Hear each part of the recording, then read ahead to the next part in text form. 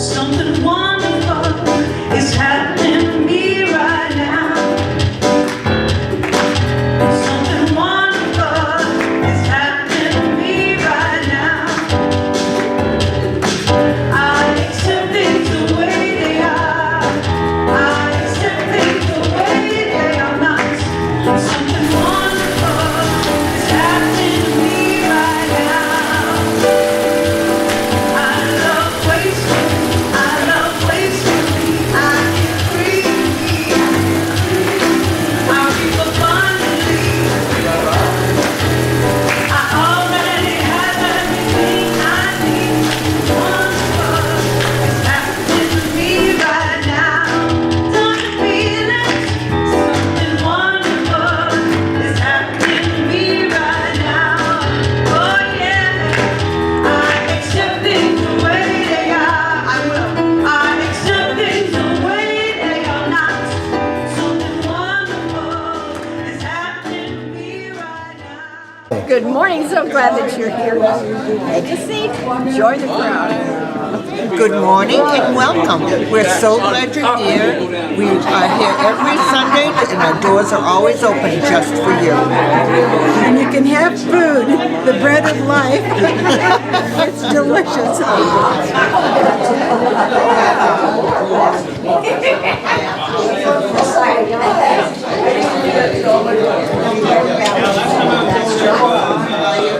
I think you should be.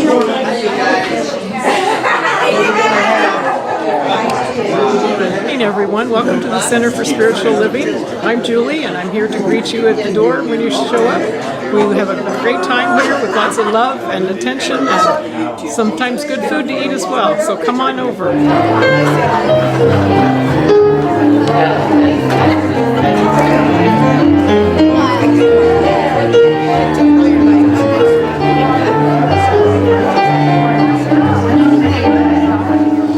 Good morning.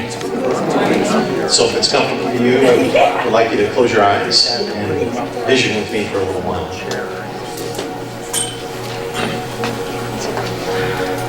And just take a deep collective breath in. And then release. And then one more time. And release.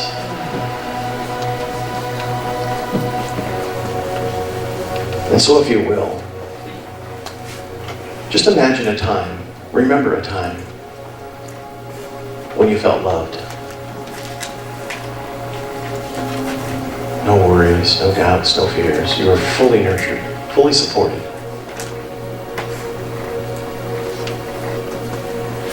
See the light, the love,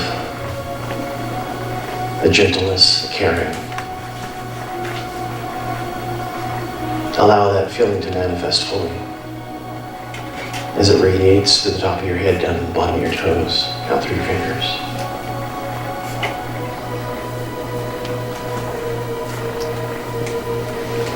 Just breathing that in.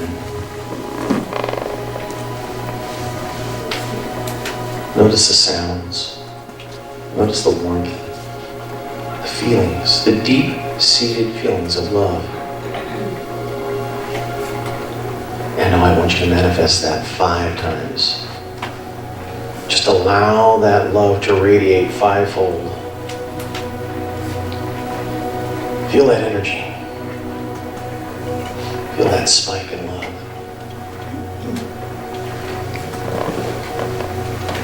Breathing in, breathing out. Allowing that essence of pure joy, pure peace, pure understanding to simply anchor itself at the very center of your being and radiate out. And now take that feeling and magnify it 10 more times.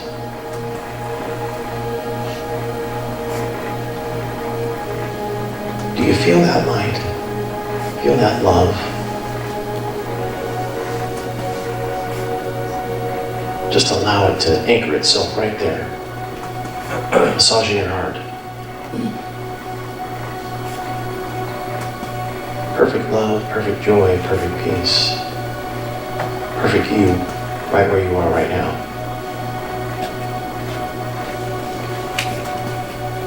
And we're going to take that magnification and do it 100 times.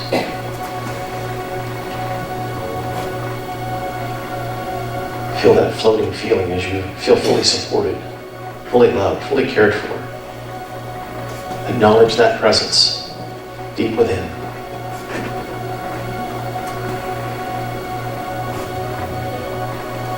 With the absence of anything unlike you wish to experience. This is your mental equivalent. This is love. This is God.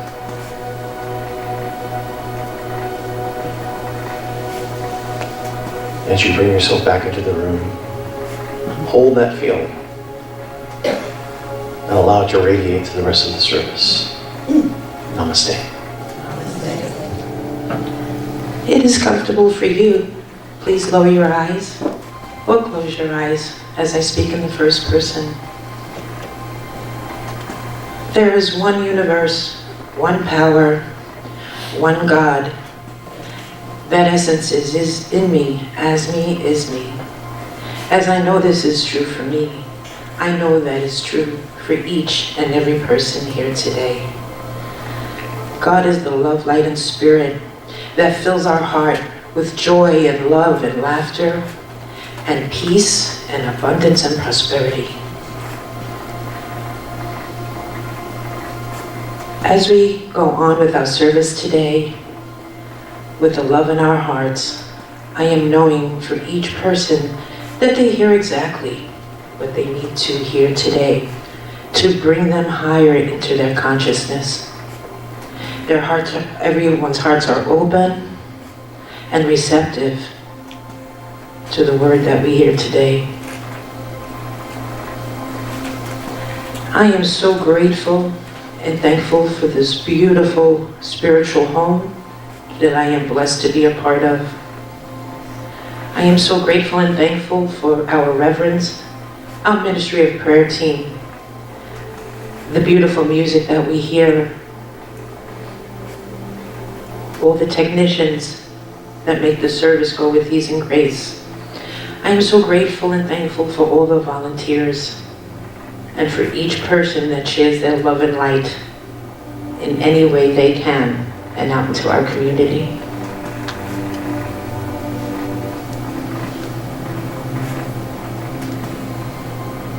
I am so grateful to share this beautiful blessing with you today, and I'm so thankful. I release my word into the perfect workings of the law, knowing that it is already done. And join me in saying, and so it is. Amen. So, our speaker today, May McCarthy. What a pistol, firecracker. Yesterday was amazing. Rachel, thank you for putting together that board retreat. It's our first ever board retreat, so it was absolutely amazing. We learned a lot of great stuff, that useful stuff that you will be seeing around here. But let me tell you a little bit about May. Our speaker today is a wonderful presenter who learned much of what she knows about business from growing up as the youngest of 10 children in Hawaii. Differentiating herself in the shadow of 9 siblings required her to develop and use the sales and negotiating skills that she is famous for today. May McCarthy has become the quintessential serial entrepreneur, starting at the age of 6, where she got her first lesson in food inventory shrinkage, as her brothers literally ate her profits. Over the past 35 years, May has used metaphysical spiritual practices to grow 7 successful businesses in a variety of industries, with the largest having more than 100 million in annual revenues. May is a member of Center for Spiritual Living in Seattle. That's Dr. Kathy Ann's church, by the way, who we love. And has been a grateful student of Ernest Holmes, Emma Curtis Hopkins, and other New Thought teachers as taught by Dr. Reverend Kathy Ann Lewis and May's sister, Reverend Sharon Ramey. May now travels the world on purpose to elevate prosperity and freedom for all, and shares spiritual success principles through her best-selling book, The Path to Wealth. May is here today to emphasize the importance of connecting with Spirit as your source of intelligence and abundance to achieve greater levels of success, happiness, and freedom. Please welcome May McCarthy. thank you all for sharing your morning with me. Just as I expected in Las Vegas, this was a wonderful show so far. My gosh, I cried, I laughed, I celebrated, I danced. Perfect Las Vegas service. I love this. And Patty, happy birthday. Wherever you are. Happy birthday. And Robbie, wherever you are, I'm so sorry for your loss. Thank you. So before we get started, can I see with a show of hands, how many of you would like to have perfect health where every cell in your body is filled with healed and pain-free life? Okay, all right. Would anybody like to have harmonious relationships with family, co-workers, community? Yeah? Say some of that. All right. Would anybody like to have more money and the freedom to do whatever you want whenever you want? Excellent. I'm in the right place. For those of you that didn't raise your hands, this is a great time to meditate. Pray for all of us as we elevate prosperity and freedom. So about 35 years ago, got my first metaphysical book.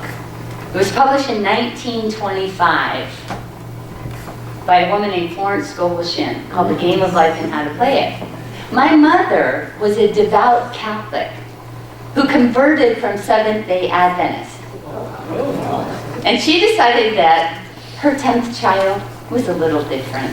And so she got me this book, and I went off to college with it, and oh my God, it was magical. All I had to do was do what was in the book, use my words, thoughts, and emotions to identify what it was that I wanted to experience, and guess what? I did. I graduated from college in 3 years with honors while growing a business with over 250 employees. Wow. It was magical. How cool is that? Yes. I then started attending Center for Spiritual Living in the early 2000s. I pretty much follow wherever my sister Sharon goes. She decides to be a minister, I follow along. And while I was using these principles to grow 7 successful businesses, the spiritual leadership took me aside and said, what are you doing? What are you doing to be so successful? I thought it was a trick question.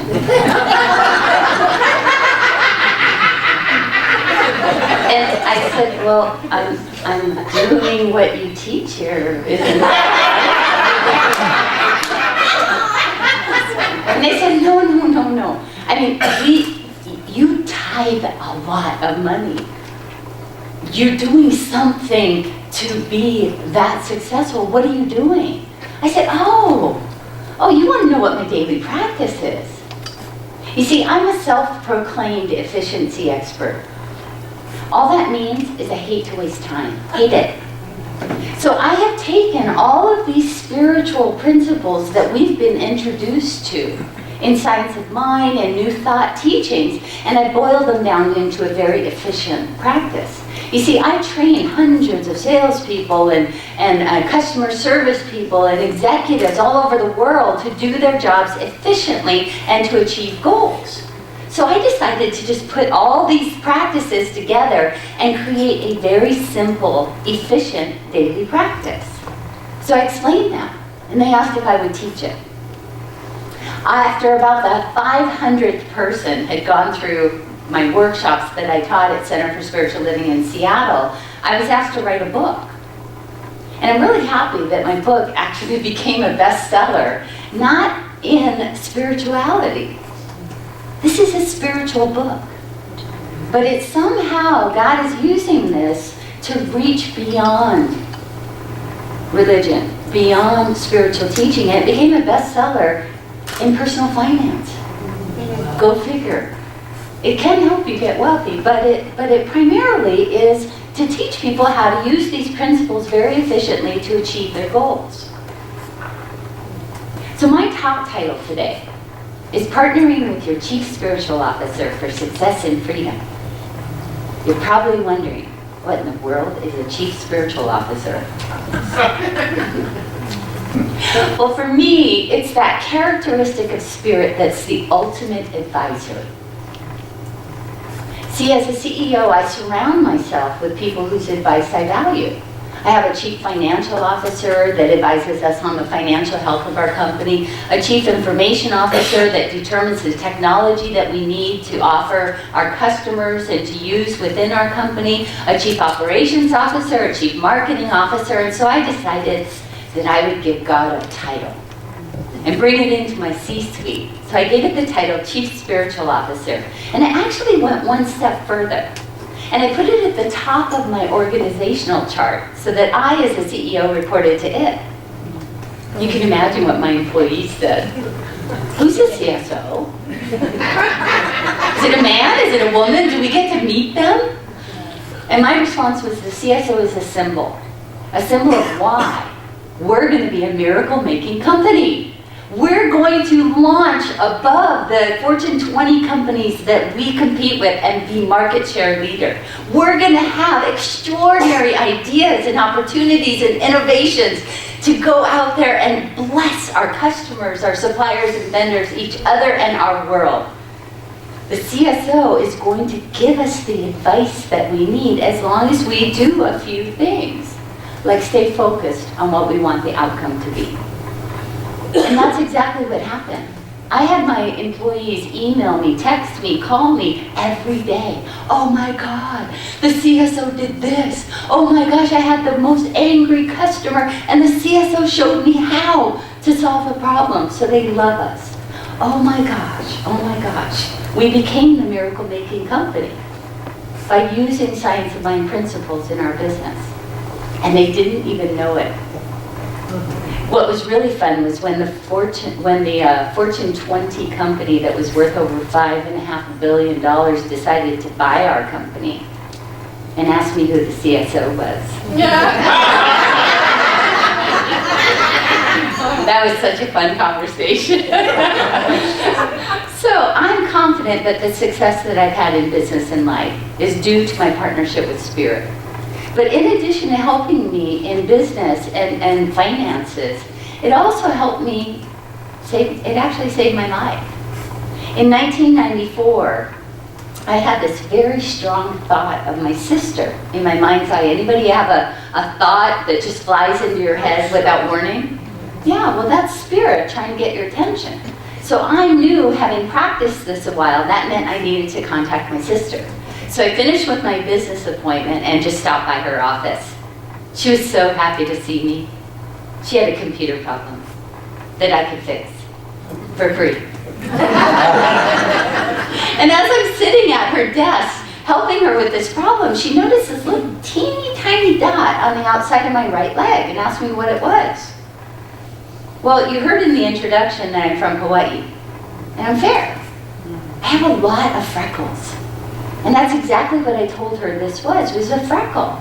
She said she didn't feel that it was a freckle and asked that I see her dermatologist to have it looked at.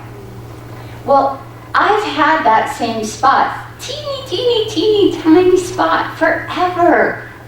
I knew it was nothing, and I was just about to dismiss her fear, and my gut hurt. Anybody have your gut hurt? Yeah, again, I've been practicing this a while, so I knew that was Spirit trying to get my attention. All right. So I went ahead and made the appointment. At the doctor's office, they said it was nothing to worry about. It's too small. It can't possibly be anything. May, go home. You're fine. And as I was just about to heed that advice, my gut hurt again. So I had to show courage. And I said, Doctor, I'm so sorry. I don't mean to be disrespectful, but you need to cut that off. Came back a week later to a diagnosis of cancer. Malignant melanoma, Clark's level 3. Wow. CSO saved my life. How many of you know stories about Spirit intervening in people's lives? Maybe you yourself have had it, or you know somebody else, right? We teach that here. We know that. We are absolutely confident. I can know for you that you are whole and complete. Every cell in your body is operating in the perfection with which it was designed, and you are healed. I know that. You know that for each other. But why don't we have the same confidence in using this for other areas of our life? There's a lot of successful people that do use spiritual intuition for their success. How many of you know the name Bill Gates? Depending on what day it is, it's either him or Jeff Bezos, both who are from Seattle, who are 1 and 2 in terms of the wealthiest people in the world. And Bill Gates said, often you have to rely on intuition. And Steve Jobs from Apple said that you actually have to have courage to follow your heart and intuition, like having courage to go up against a doctor's advice. And Oprah Winfrey, clearly one of the most influential women of our time, said that she has listened to that still small voice of intuition her whole life. And the only times that she's made mistakes, when she didn't listen. When she didn't listen. So if Oprah Winfrey, Bill Gates, Dr. Wayne Dyer, Steve Jobs, Steven Spielberg, and hundreds of other very successful people say that it's important to rely on spiritual intuition, why aren't we all doing it? Why aren't we all doing it? Well, I think that part of the reason is most people in society aren't taught to. And thank God there are centers like this that teach these truths. But most of society is not taught to. When we have a question about anything, what do? We Google it, right? We Google it. You're Googling right now, aren't you? Yeah, we Google it. And we get as much data as we possibly can. We talk to our friends and our family about it. We go get subject matter experts. We put it all together and we think about every possible step that it could take. And we even go one step further and think about every possible outcome that could happen from every possible step. And if we don't like any of them, what do? Nothing. Exactly. We do nothing. This is not a new condition. This is not a new condition. Albert Einstein talked about this years and years ago. He said we have an intuitive mind that's a sacred gift. And we have a rational mind that's a faithful servant. It will do whatever we tell it to do. But somehow in our society, we've decided to honor this servant. And we've forgotten the gift. So I'm here today to help you to remember what you already know. And that is that spiritual intuition is a gift and that it can be relied on with practice. Now, being the self-proclaimed efficiency expert that I am, I've given you all a cheat sheet. So if you look in your program, you'll find a sheet like this. And I'm going to share with you just 3 points. 3 points. If you don't have one, raise your hand and we'll get one brought to you. Okay, so here they come. So the first point is that Spirit, divine intelligence, love, God, wants you to live the good life that you describe, wants you to achieve all that you desire, require, and more,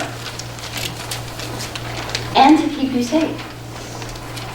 But it stands to reason that you actually have to have a goal for it to work on, right? Right? And it has to be worded in such a way that will enable and stimulate intuition to show up, to make it more obvious for you to take steps. Let me give you an example. I'm often asked to come and speak at the beginning of the year, you know, when people are making intentions and resolutions and things like that. And undoubtedly, I always hear a goal like, I want to lose 10 pounds. How many of you know somebody that's had that goal? Right? So let's think about that goal for a second. I want to lose 10 pounds. The goal is to be wanting to lose. Haven't you already achieved it? Aren't you already wanting to lose? Yeah. Why do you need Spirit's help with that? So, wording your goal as though it's already complete with gratitude is one of the keys to stimulating intuition and your subconscious to show up to be noticeable. So you might say something like, I'm so grateful that I am physically fit, trim, toned, energetic, in a healthy, pain-free body that's easily able to go on hikes and walks with my family and friends. And I'm eternally youthful and increasingly more beautiful. It's my goal. But yours could be whatever you want, right? So wording it as though it's complete with gratitude is a very, very important thing to having intuition show up to help you. The second point is that you can partner with this characteristic of spirit, and you'll both have clear roles and responsibilities that you'll follow. Now, side note here, we know that we are all part of one. We are all one. But we have different names for different characteristics of spirit, right?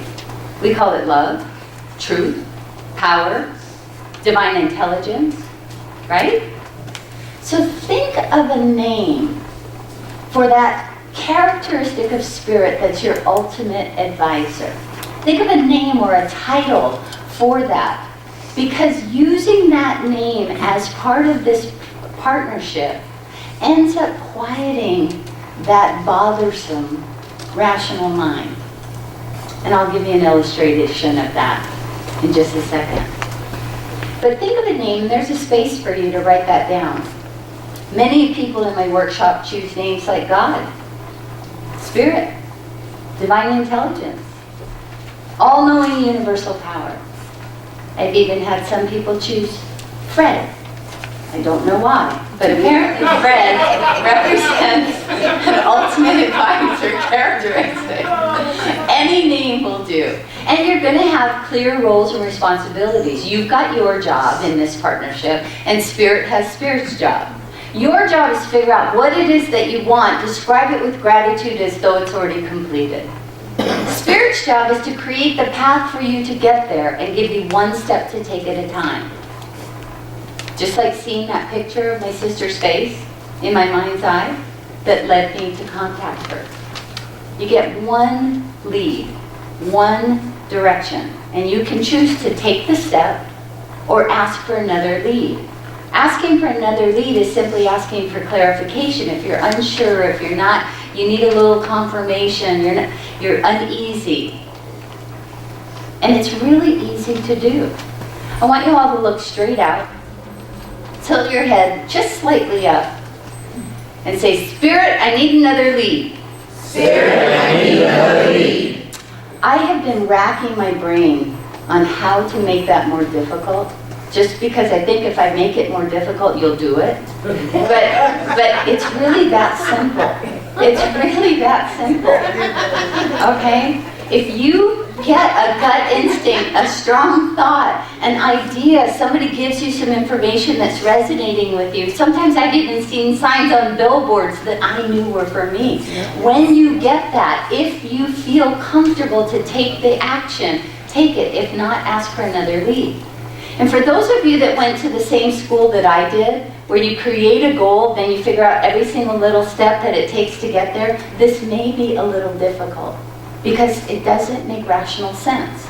Let me give you an example. I had a goal in one of my last startups to have a minimum or more of $400,000 in revenue by a particular period of time. We had a few customers and we had plans to grow, and I calculated that I needed that revenue in order to reach a certain level of growth. So I was writing that down as though we already achieved it. I travel about 150,000 miles a year, and I found myself in Cleveland. I had a customer in Cleveland, and I have a routine that I follow. I get off the plane, I get my bags, I get my rental car, go to the hotel, drop everything off, and then I get back in the car to go to the closest grocery store to get my protein shakes and water and things that I need for my stay. I found myself in the car ready to go to the grocery store, and I had this very strong thought about a different grocery store that was 15 minutes away instead of the one that was 5 minutes away. Now here comes my rational mind. May. Sweetheart, it's 9 o'clock at night. What in the world are you thinking? driving across town in Cleveland at 9 o'clock at night? Your appointment tomorrow morning is at 8 o'clock, and I just want to remind you, young lady, that's really 5 o'clock in the morning Seattle time. You're going to be way too tired. You better just go to the closest grocery store, get what you need, and get a good night's sleep. How many of you can identify with that? Oh, yeah. Right. So what you do is you figuratively stomp your foot and you say, hey, CSO, if that's from you, give me another lead. Now your intuitive mind can chime in. Well, it's true, May, that it's 9 o'clock at night here, but that's only 6 o'clock in the evening in Seattle. It's too early for you to go to sleep anyway. And who knows? Maybe everything you want will be on sale. Just make the drive. Wait for the 30% So I did. So I made the drive, and as I'm walking into the grocery store, who should be walking out at exactly the same time? But a potential large customer who I had met 6 months before at a trade show, and who was not returning any of my phone calls. And here we are, face to face. We strike up a conversation. He learns about the growth of our company and who I'm in town to see, and says before we're finished, since you're in town, come make a presentation to our group.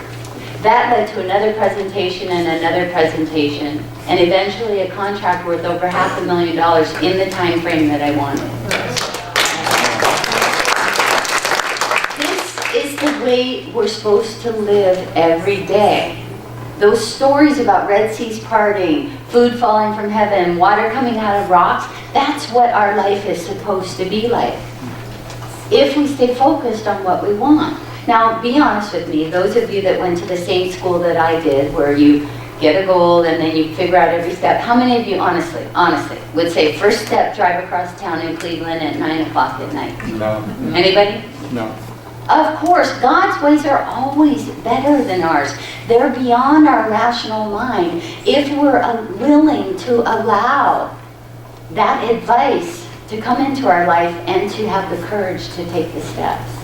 You can also have a goal to be a tither, to be healthy, to be in good relationships, to be appreciated, to be loved, to love and appreciate. Any goal that you want, you can have. My definition of wealth is to be whole and complete, lacking nothing in every area of your life. Your job is to figure out what that completed experience looks like.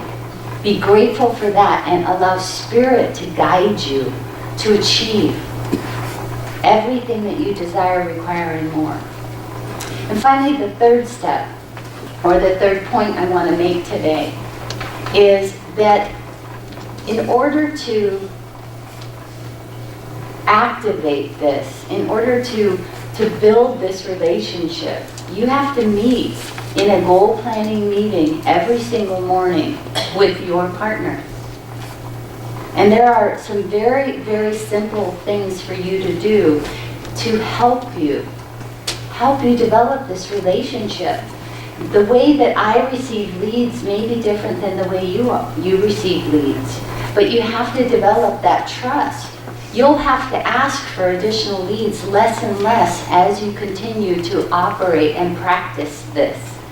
Very, very simple and efficient for about 25 to 30 minutes every morning. And I don't have time in this service talk to be able to go through all of those steps, but I sure hope that you'll come to the workshop this afternoon. I give everybody a 28-page workbook. It's really interactive and fun, and we get to actually practice this so that you're fully equipped to do this every day in your life.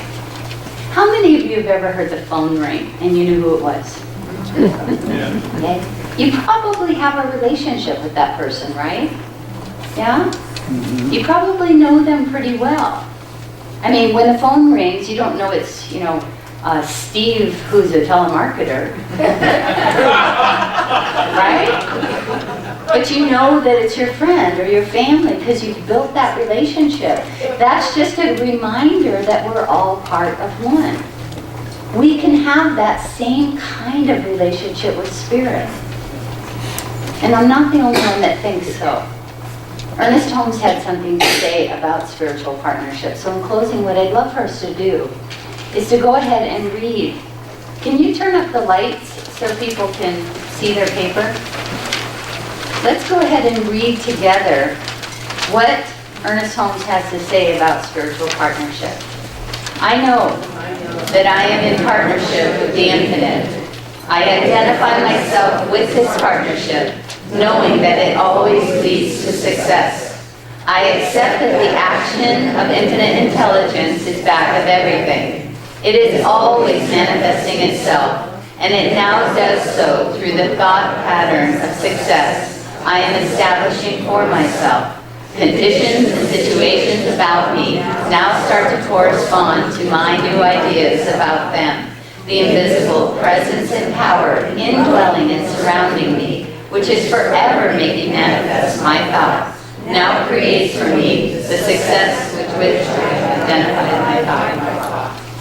May you be blessed. May you be prospered. May you be happy. May you be healthy. May you lack nothing. And as Ernest Holmes' teacher, Emma Curtis Hopkins, once said, there is a good for you, and you ought to have it. And I would add that you should have it now.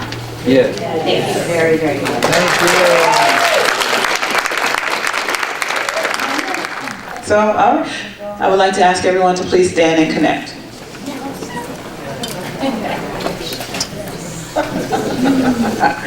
Oh, I just love it, I love it, I love it. I just want everyone here to know that I'm grateful to and for each and every one of you. I know that everyone that does not stay for our workshop gets to the next destination fully awake and fully aware of their intuition. What a great day. And so it is. So let's sing our peace song. Yes, there is peace on earth, and now it begins with me. Yes, there is peace on earth, a peace that was meant to be. With God as our power, loved ones all are we. Now we walk with each other in perfect harmony. Yes, peace begins with me. Let this be the moment now. With every breath I take, let this be my joyous vow. To take each moment and live each moment in peace eternally. Yes, there is peace on earth, and now it begins with me.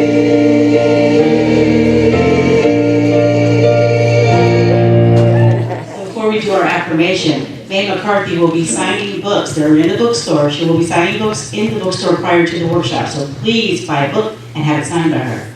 All right. Something wonderful is, repeat after me. Something wonderful is happening to me right now. Something wonderful is happening to me right now. I know this in my mind. I know this in my mind. I feel it in my body. I feel it